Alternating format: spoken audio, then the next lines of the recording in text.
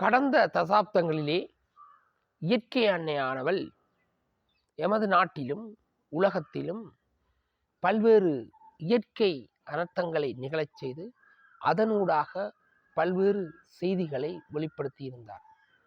ஆனால் இன்றைய 21ஆம் நூற்றாண்டில், அதாவது 2026ஆம் ஆண்டின் காலப்பகுதியிலே உலகத்திலே ஏகாதிபத்தியம் சார்பான ஒரு போர் நடைபெற்று கொண்டிருக்கின்றது.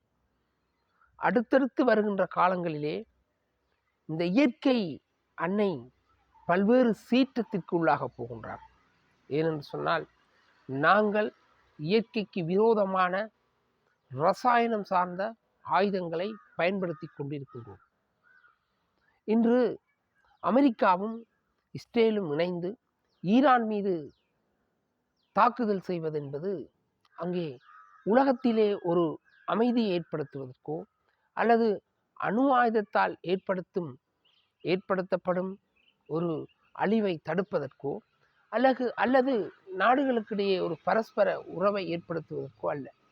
அங்கே அவர்கள் பேண்தகு அபிவிருத்தி என்ற அடிப்படையிலே அமெரிக்கா இன்னும் 100 வருடங்களுக்கு தன்னுடைய நாட்டை, தன்னுடைய மக்களை பலப்படுத்துவதற்காக ஏனைய நாடுகளை அடிமைப்படுத்துகின்ற வகையிலே வளங்கள் எங்கு கொளிக்கின்றனவோ, வளங்கள் எங்கு சிறந்து இருக்கின்றனவோ அந்த நாடுகளை தன்வசம் அடிமைப்படுத்தி கொண்டிருக்கின்றது. இந்த நிலை தொடர்ந்தால் அமெரிக்கா போன்ற இந்த ஏகாதிபத்திய நாடுகளுக்கு இயற்கை அன்னையானவள் விரைவில் பதில் சொல்வாள். நாம் எதை எதிர்த்தாலும், எந்த நாட்டை எதிர்த்து எவ்வாறான பொருளாதாரத்தை சேர்த்தாலும், எந்த வளத்தை சேர்த்தாலும் இயற்கை அன்னைக்கு பதில் சொல்லியாக வேண்டும். அமெரிக்காவுக்கு எதிராக பல்வேறு போராட்டங்கள் பல்வேறு பிரதேசங்களில் நடைபெற்றாலும் பல நாடுகளை அடிமைப்படுத்தி தான் மட்டும் உலகத்தினுடைய ஒரு அரசனாக செயற்படுகின்ற வேண்டும் என்ற நிலையிலே இருக்கின்றது. ஆனால் இது நிலையான ஒரு அபிவிருத்தியாக இருக்காது, ஒரு பேண்தகு அபிவிருத்தியாக இருக்காது. இயற்கை கட்டாயம் சீற்றம் கொள்வாள்.